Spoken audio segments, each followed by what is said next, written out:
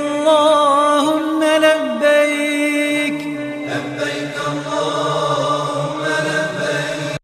الله wuxuu ka yeelay maalmihiisa maalmo si gaar ah ugu fadli yeelay maalmaha kale waayo tobanka maalin ee Dhulxij waa maalmaha Ilaahay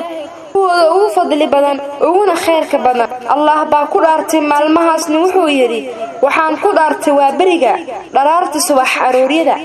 wuxuu kaloo alla ku dhaartay habeenada tobanka ah wuxuu kaloo ku dhaartay maalinta tobanaad iyo maalinta gowraca wuxuu kaloo ku dhaartay Allah subhanahu wa ta'ala maalinta witriga maalinta sagaalaad ee Arafa eeg aayada والفجر وليال عشر والشفع والوتر. Ilaahay maalmihiis waxa ugu fadli badan maalmahaas oo tobanka ah ee ugu horeeya Dhulxij bisha loo yaqaan waana maalmaha ay kulmaan dhammaan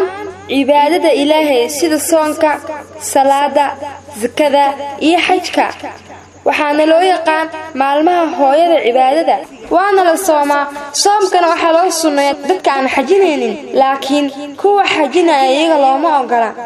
waxaa musnadka Imaam Ahmad ku xusan in Ibn Umar oo nabiga naxariis korkiisa ahaatay oo ka soo wariyay inuu yiri ما من أيام أعظم عند الله ولا أحب إليه العمل فيهن من هذه الأيام العشر فأكثروا فيهن من التهليل والتكبير والتحميد. رواه أحمد. ومعنيه سيهاي مجرو مالما إلهي حقيس وجعل يهاي ولا وينيسين بدين يهاي عمل السمايو مالما طبنك جذوه بديع الله يسيجا الله أكبر يا الحمد لله يسيجا سيدو كلا قفكي صاما مالنتاس وحلو دافع دين بيجسرت كي تجي يكن صوص عضا انتبع الله ينوع أنفعه هنا نجيله كوي صاما مالنتاس الله سبحانه وتعالى هاي نجيله كوي جرتا حقه إلهي كل هاي كاسو أي هو انتهي جرشة إلهه إنه يهاي مد أنجرين كان كيسا وكله الله أقبل جعلنا